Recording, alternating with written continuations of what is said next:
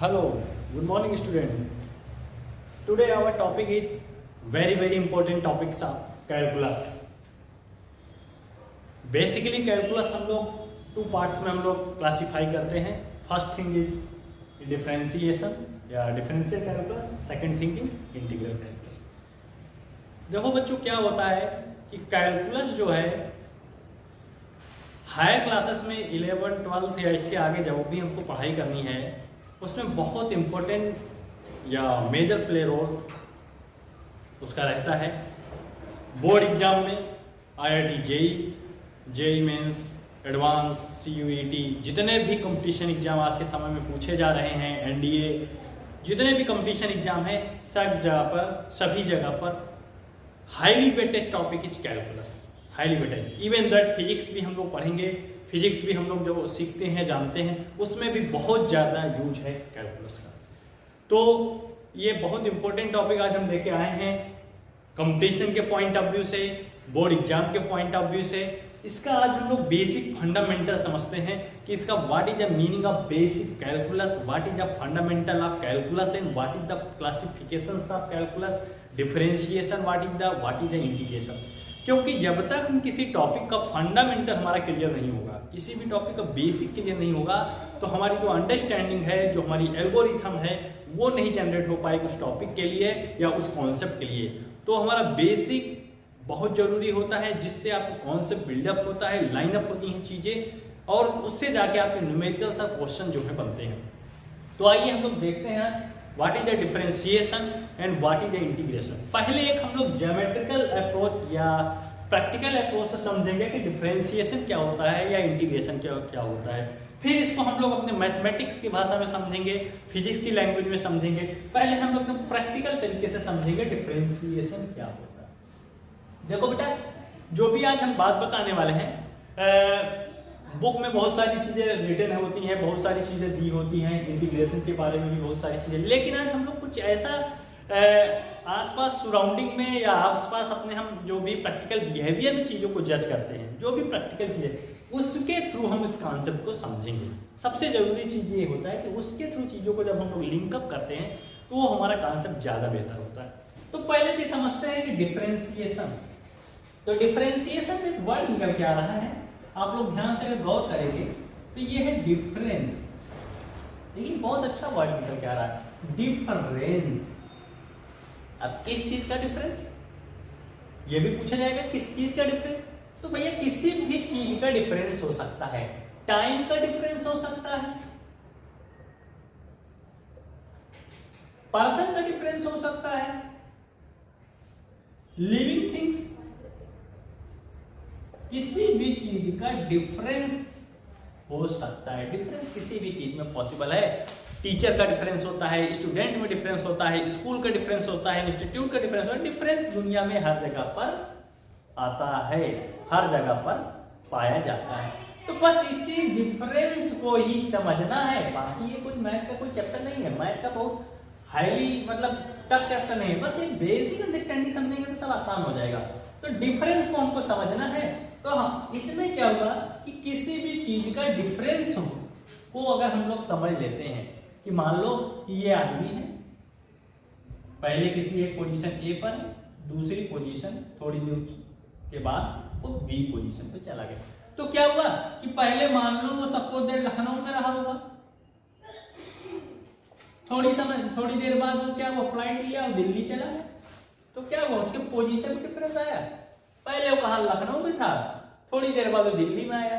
तो क्या हुआ, उसके पोजीशन में जो डिफरेंस जनरेट हो रहा है और डिफरेंस के साथ साथ एक चीज का डिफरेंस और आ रहा है, वो हमारा क्या देखने को मिल रहा है, टाइम दिख रहा है ना. पहले भाई अगर वो 12 बजे निकला होगा तो 2 बजे दिल्ली पहुंच गया फ्लाइट से. मान लो ट्रेन से गया होगा तो 8 घंटे में दिल्ली पहुंच गया.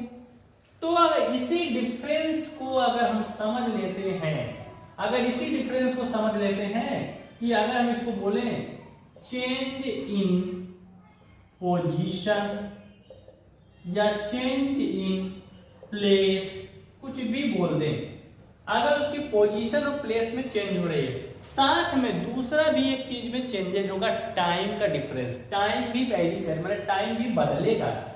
तो change in position with respect to time, with respect to time, इसी को बोला गया कि यही इसी कॉन्सेप्ट को समझना, इसी कॉन्सेप्ट को समझना बोला गया कि यही हमारा डिफरेंशिएशन है, यही हमारा डिफरेंशिएशन है।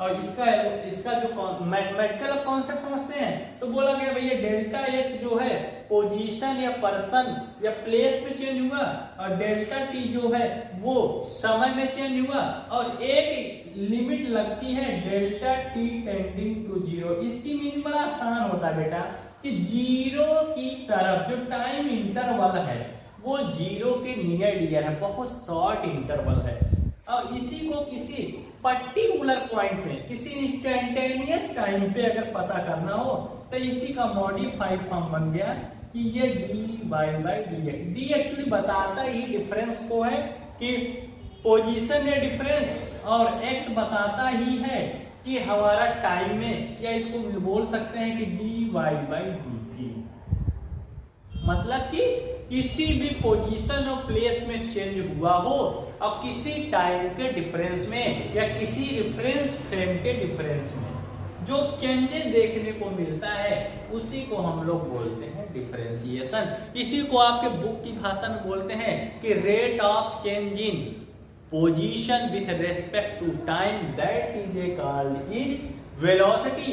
उसको देखो फिजिक्स में उसको वेलोसिटी बोला गया, अब वही बताता है डिफरेंस को, वही बताता है डेरिवेटिव को। किसी फंक्शन को अब हम लोग पढ़ते हैं y equal to f x, y equal to f x, कोई फंक्शन को पढ़ते हैं तो इस फंक्शन का d y by d x क्या बताता है कि इसमें x के रेस्पेक्ट में, इसमें x के रेस्पेक्ट में क्या चेंजेज अगर हो रही है वो f प्राइम x बताता है। इसी को आप लोग और डीप में जब इसको और ज्यादा अभी हम लोग पढ़ेंगे तो हम लोग point of tangent, point of flow, ये सारी चीजों को समझेंगे। अभी हम लोगों ने बेसिक अंडरस्टैंडिंग समझी, यहाँ तक बात समझ में आई होगी। अच्छा, ऐसे ही दूसरा पार्ट हम लोग समझेंगे इंटीग्रेशन का। बहुत बढ़िया प्रैक्टिकल सी बातें भी हम लोग समझ रहे हैं, बहुत प्रैक्टिकल सी बातों को समझ रहे हैं। अभी मैथमेटिकल लैंग्वेज में ज्यादा हम लोग नहीं जा रहे हैं, मैथमेटिकल नहीं जा रहे हैं क्योंकि अभी हमें प्रैक्टिकल तरीके से चीजों को समझना है। जैसे डिफरेंशिएशन में समझा, ये x1 पोजीशन थी, ये x2 पोजीशन थी, x1 पोजीशन से x2 पोजीशन जाने में मान लो उसको हमको t बराबर 10 सेकंड लगा, तो इसको क्या बोलेंगे कि ये हमारा जो है पोजीशन चेंज हो रहा है विथ रेस्पेक्ट टू टाइम, तो इसको बोलेंगे कि d x by dt position में चेंज हो रहा है विथ रेस्पेक्ट टू टाइम, तो ये बताएगा अपने को y, और जो कि बताता है change in position with respect to time, जो कि वेलोसिटी है। बस इसी प्रॉपर्टीज को समझना ही डिफरेंशिएशन। अच्छा, अब हम लोग बेसिक बात करते हैं इंटीग्रेशन है। एक्चुअली इंटीग्रेशन का मीनिंग जो होता है वो होता है इंटीग्रेट। अच्छा, इंटीग्रेट को और अगर अच्छी लैंग्वेज में समझें तो उसका होता है एक्यूमुलेट, एक्यूमुलेशन बोल सकते हैं हम लोग, दैट इज एक्यूमुलेशन। अच्छा, आप बोलोगे सर कि व्हाट इज एक्यूमुलेशन? तो एक्यूमुलेशन एक्चुअली क्या होता है कि चीजों को थोड़े थोड़े पार्ट में जोड़ देना, छोटे छोटे पार्ट में जोड़ते चले जाना, वो हुआ एक्यूमुलेशन। उनको हुआ कि दैट इज द सम या एक्यूमुलेशन। इसको सम भी बोल सकते हैं, सम। अच्छा, अब इसको बोलेंगे सर कैसे हम लोग प्रैक्टिकल तरीके से समझा जाए, कैसे इसको हम लोग प्रैक्टिकल तरीके से समझा जाए कि सर इंटीग्रेशन जो होता है वो सम ही होता है या एक्यूमुलेशन भी होता है। तो देखिए उसके लिए अगर हम लोग कोई भी, जैसे अभी हमने चलने का एग्जांपल दिया, मान लीजिए आप यहाँ से थे और ऐसे ऐसे ऐसे ऐसे कहीं जा रहे हैं, तो अगर बोला जाए कि यहाँ से यहाँ तक आप गए हैं, मान लीजिए ये ए पॉइंट है, ये डी पॉइंट है, तो ए से डी तक आप टोटल कितना डिस्टेंस कवर किए हैं, तो उसके लिए ये टोटल आपको एरिया को फाइंड आउट करना पड़ेगा कि कितना डिस्टेंस कवर किए गए हैं, उसके लिए आपको टोटल एरिया को फाइंड आउट करना पड़ेगा। तो देखिए अब इस कॉन्सेप्ट को अगर मान लीजिए वेलोसिटी है, ये टाइम है, ये वेलोसिटी है, ये टाइम है, तो वेलोसिटी इनटू टाइम क्या बताता है? वेलोसिटी इनटू टाइम जो है हमारा डिस्प्लेसमेंट को बताता है। तो इस पूरे एरिया को अगर हमें पता करना हो तो उसको कैसे पता करें? तो देखो बेटा क्या है कि मैथमेटिक्स में हमारे पास पहले क्या कॉन्सेप्ट था कि किसी भी चीज का हमें शेप, डेफिनिट शेप चाहिए होता है कि वो तो या तो रेक्टेंगल जैसा बने, रेक्टेंगल दिखे, या तो हमको वो ट्रायंगल दिखे, या तो वो हमको स्क्वायर दिखे, कोई ना कोई शेप में, ट्रापेजियम किसी ना किसी शेप में, तो हम लोग उसको निकाल लेते थे। लेकिन अगर ऐसा कोई शेप कर्व के फॉर्म में है तो भैया कैसे पता करें? हमको कहीं समझ नहीं आ रहा कि कहाँ रेक्टेंगल है, कहाँ ट्रायंगल है, कहाँ ट्रेपेजियम है, क्या बनेगा। इस प्रॉब्लम को सॉल्व करने के लिए बहुत समय तक लेबनिज और न्यूटन जो है परेशान रहे। उन्होंने इस पर बहुत काम किया और आखिरकार एक समय वो आया कि इसका जो है सलूशन हमको मिला। क्या सलूशन मिला इसको भी समझते हैं। उन्होंने बोला, बहुत प्रैक्टिकल सा सलूशन इसमें मिला कि भाई किसी भी चीज में, ये प्रैक्टिकल लाइफ में भी बहुत समस्या कर रहा था। जैसा कोई गिलास है, ऐसे कोई मतलब वेसल है, अब बोला जाए इसमें कितना वाटर फिल है, तो क्या है ना, ये भैया रेक्टेंगल दिख रहा है, ना ये हमको ट्रायंगल दिख रहा है, ये कर्व के फॉर्म में दिख रहा है। तो इसको पता करने में, इसका वॉल्यूम या एरिया पता करने में बड़ी समस्या आती थी। प्रैक्टिकल तरीके से ये जो है बड़ा टफ आती थी और हमको एरर मिलता था, जो प्रैक्टिकली एरर था उसमें एरर देखने को मिलता था। तो उसमें एक काम किया गया। क्या काम किया गया देखिए, अभी हम समझेंगे कि क्या काम किया गया। न्यूटन और लेबनिज ने जो है उसमें काम एक बहुत अच्छा किया। उन्होंने बोला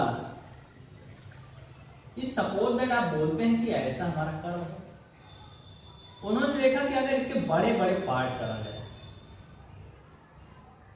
ऐसे, तो देखिए क्या है कि ये ट्रायंगल के फॉर्म में ऐसे बन जाएगा, ये ट्रायंगल के फॉर्म में बन जाएगा, सॉरी ये रेक्टेंगल के फॉर्म में, सारे रेक्टेंगल के फॉर्म में बन जाएगा।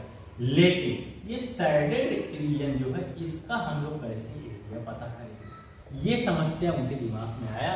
बोले यार ये मैथमेटिक्स तो फेल हो जाएगी, रेक्टेंगल तो बना रही है लेकिन इसको पता नहीं कर पा रहे हैं कि कितना इसका टोटल एरिया है। ये इधर, ये इधर, ये इधर, ये इधर देखने को मिले। ऐसे ही प्रैक्टिकल लाइफ में भी इंटीग्रेशन का बहुत यूज है। हमारे मेजरमेंट में जितना भी मेजरमेंट होता है, जितना भी हम लोग नाप तोल करते हैं, चाहे वॉल्यूम पता करते हैं, चाहे एरिया पता करते हैं, उसमें इनका बड़ा रोल होता है। तो ये कॉन्सेप्ट ना आने के पहले ये समस्या हुआ करती थी। तो उन्होंने बोला कि इसको क्यों ना हम थोड़ा और मैंने क्या कहते हैं, एक्यूमुलेशन मतलब एक्यूमुलेट किया जाए, इसको थोड़ा और क्यों ना हम रेक्टिफाई करें। तो उन्होंने बोला कि ऐसा करते हैं, इस समस्या को समाधान करने के लिए जो ब्लॉक बने हैं इसमें कुछ काम करते। तो उन्होंने क्या काम किया, सिर्फ एक बेसिक काम किया। बोले कि ये जो ग्राफ था इनके बीच बहुत शॉर्ट गैप दिया जाए, मतलब कि यहां से लेके ये गैप इतना बड़ा, इतना बड़ा, इतना बड़ा, इतना बड़ा, ऐसे। उन्होंने बोला कि ये बहुत छोटे छोटे टुकड़ों में बांट दिया जाए। अच्छा, छोटे छोटे टुकड़ों में बांटने से क्या फायदा हुआ, ये बड़ा एरिया छूट जा रहा था और यहाँ पर क्या होता था, ये बहुत छोटा सा डिफरेंस देखने को मिल रहा था। ये बहुत छोटा सा, मतलब बहुत हल्का सा डिफरेंस देखने को मिल रहा था। मतलब इससे कहीं ना कहीं ये समझ में आया कि अगर n पार्ट में, बहुत सारे n पार्ट में इसको काट दिया जाए, बहुत सारे n पार्ट में काट दिया जाए, तो हमको ये सारे रेक्टेंगल का सम कर लेंगे, सारे रेक्टेंगल का एरिया सम कर लेंगे। मतलब कि अगर ये पॉइंट A है और ये पॉइंट B है, तो हम इसको बोल सकते हैं हाइट हमारी h है। तो इसको उन्होंने बोला कुछ ना करिए, अगर एक किसी पार्ट का एरिया निकालना हो, एक किसी पार्ट का, मान लो कि ये वाले पार्ट का, फर्स्ट पार्ट का, तो इसको बोला जाए कि भैया इसकी जो डिफरेंस है वो b माइनस a है, मतलब ये वाला डिफरेंस, लेंथ वाला जिसको बोल सकते हैं, और इसकी जो हाइट है b minus a into height. मतलब अगर एक का area b minus a into h है, तो ऐसे ही n टर्म बना दिए गए, n पार्ट में ब्रेक कर दिए, तो n टाइम्स उन एरिया का सम कर दिया जाए। क्या कर दिया जाए, n टाइम्स उन एरिया का सम कर दिया जाए।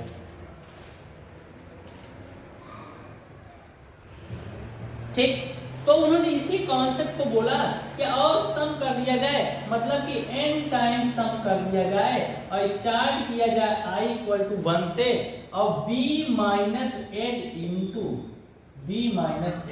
h। मतलब कि एक रेक्टेंगल का एरिया पता किया गया और उसके बाद n रेक्टेंगल को लगा दिया गया, n रेक्टेंगल का एरिया का सम कर दिया गया, तो वो कैलकुलेशन हमको बताया कि इस कर्व का या इस ग्राफ का जो एक्यूमुलेट वैल्यू आएगी, जो इंटीग्रल वैल्यू आएगी या जो एरिया का समेशन आएगी, वो ये होगा। इसी कॉन्सेप्ट से हमारा इंटीग्रेशन का इन्वेंशन हुआ।